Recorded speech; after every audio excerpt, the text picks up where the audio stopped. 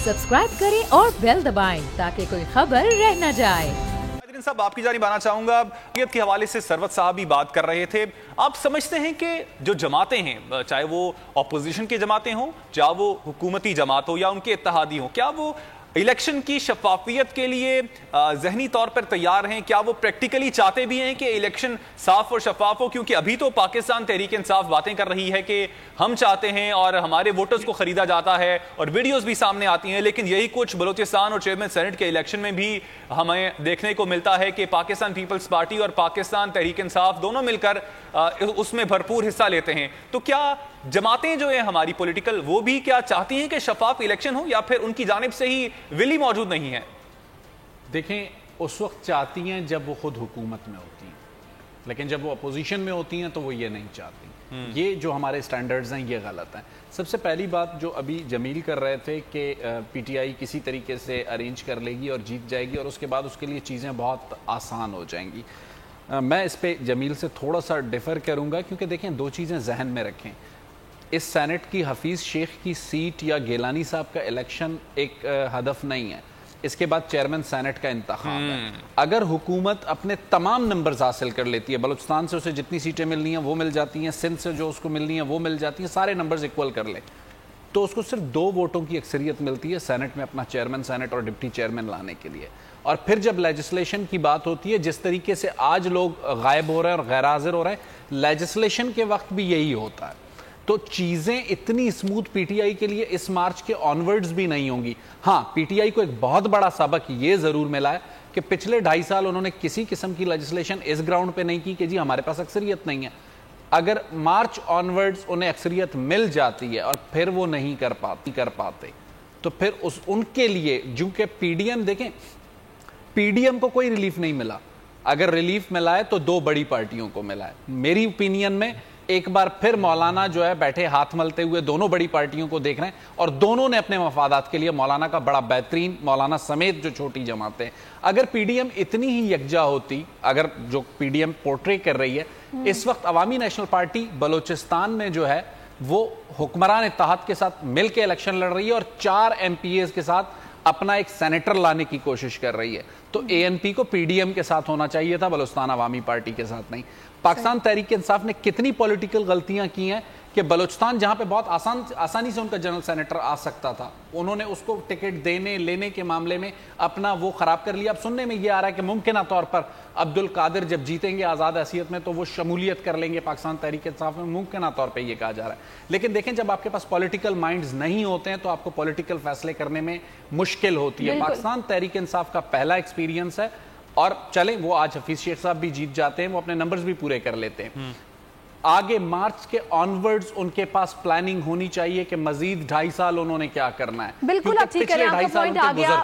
सही, शायद साहब आपका पॉइंट आ गया। इस वक्त हमें जुल्फिकार साहब कोयटा से ज्वाइन कर चुके हैं और ब्यूरो हेड ने पूरी सूरत हाल वहाँ की उनकी नज़र में होती है, उनकी तवज्जो होती है, तो उनसे भी जानेंगे वहाँ पर क्या माहौल है और उनकी क्या उम्मीद है और वो क्या उनका तज्जिया कहता है कि कौन मैदान मारने जा रहा है। और इसके अलावा पीपल्स पार्टी से हसन मुर्तज़ा साहब भी हमें ज्वाइन कर चुके हैं। हसन साहब, बताइए, फिर आप लोग सरप्राइज दे रहे हैं, अभी भी पुरुम्मीद हैं?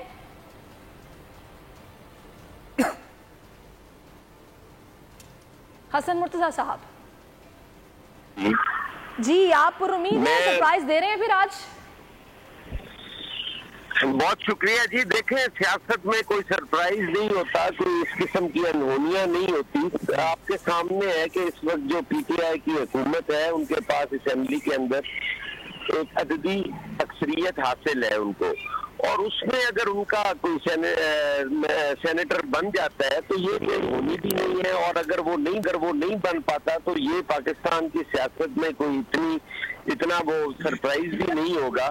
मेरी गुजारिश सिर्फ इतनी है कि हमने जो सियासत का मयार यहाँ पर तय कर लिया है, जो हमने एक सियासत के अंदर एक इस किस्म के हमने माइलस्टोन बना लिए हैं कि ये अचीव हो जाएगा तो ये हो जाएगा।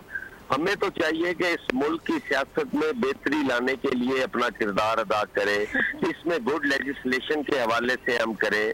आप अगर पीटीआई की लेजिस्लेशन को देखें तो तारीख में इतनी बदतरीन मिसाल आपको नहीं मिलती कि एक आप आईनी तरमीम करने जा रहे हैं اور کبھی آپ سپریم کورٹ کا سہارا لیتے ہیں، کبھی آپ صدارتی آرڈیننس کا سہارا لیتے ہیں، اور اتنی بڑی آپ تبدیلی کے لیے کسی پارٹی سے پولیٹیکل پارٹی کا نہیں کرتے، کسی کو آن بورڈ نہیں لیتے، تو ایسے مسائل پہ ہمیں توجہ دینی چاہیے۔ یہ تو کوئی بات بھی نہیں ہے کہ آج اگر ان کے کو 2 ووٹوں سے یا 3 ووٹوں سے ان کی سینٹ میں اکثریت ہو جائے گی تو وہ پھر بہتر لیجسلیشن کرنا لگ پڑیں گے۔ میں نہیں سمجھتا کہ اس طرح ہوگا، اور جو پولیٹیکل پارٹیز کا اس ٹائم تعداد ہے اسمبلی کے اندر یا مجھے تو سمجھ نہیں آ رہی حسن مرتضیٰ صاحب آپ کیا بات کر رہے ہیں اور یہ کس طرح بات کر رہے ہیں۔ پھر وہی بات آتی ہے، آپ کی باتیں سننے کے بعد چارٹر آف ڈیموکریسی یاد آتا ہے جس پر آپ لوگوں نے بالکل اس طریقے سے عمل نہیں کیا جس طرح ہونا چاہیے تھا پھر اس معاملے میں اسپیشلی۔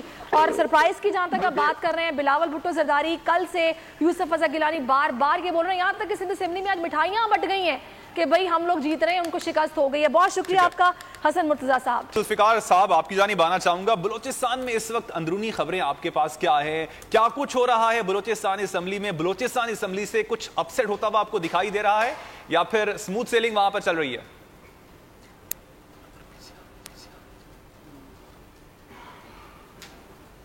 دیکھیں اپسیٹ تو کوئی اس طرح دکھائی نہیں دے رہا، لیکن اپسیٹ یہی سب سے بڑا ہے کہ عبدالقادر آزاد امیدوار ہیں، ان کی تمام ممبران جو ہیں پی ٹی آئی کے وہ ان کی حمایت کر رہے ہیں، بلوچستان عوامی پارٹی ان کی حمایت کر رہی ہے، اور ایک ایسا لگ رہا ہے کہ عبدالقادر صاحب کوئی بہت ہی سینٹ اپر ہاؤس کے لیے ناگزیر ہیں، کوئی ایسا کام لینا چاہتے ہیں جو رولنگ پارٹی بلوچستان کی ہے یا وہاں ملک کی ہے پی ٹی آئی، کوئی ایسا کام اس سے لینا چاہتے ہیں کہ جو ناگزیر ہے اور ان کے بغیر کوئی نہیں کر سکتا، کہ وہ آزاد بھی ہیں اور سارے حمایت بھی ہیں، اور اس حد تک کہ میرے خیال میں کل یہ بھی ایک اپسٹ ہے کہ سردار خان جو ہے وہ سردار یار محمد رند جو آرگنائزر بھی رہے ہیں، پرائم منسٹر کے ایڈوائزر بھی ہیں، صوبائی وزیر بھی ہیں، پی ٹی آئی کے بھی ہیں، اگر وہ جیت جاتے آزاد حیثیت میں اور وہ شامل بھی ہو جاتے پی ٹی آئی میں وہی بہتر ہوتا، لیکن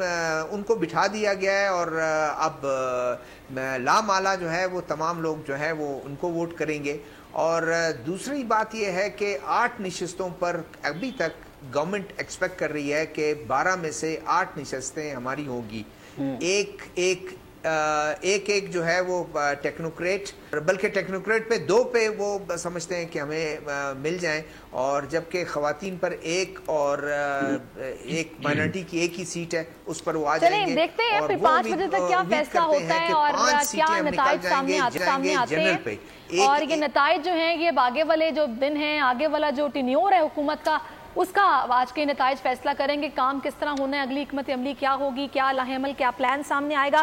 مجھے سرور صاحب ایک بات بتائیں کیونکہ بڑی میرے لیے حیران کن سی بات ہے، سب کو پتا ہے جو یہ پی ٹی آئی اور نون لیگ کے آپس کے تعلقات ہیں کہ بالکل دست و گریباں والی صورتحال ہے کہ ایک دوسرے کی اکاؤنٹیبلٹی اور بس کوئی موقع چھوڑتے نہیں ہیں۔ ایسے تعلقات میں پنجاب میں اتنی اچھی سیٹلمنٹ ہو جانا کہ بغیر الیکشن کی معاملات سیٹل ہو جانا، کیا وہاں پر مفاد کی سیاست ہوئی ہے، ہوا کیا ہے؟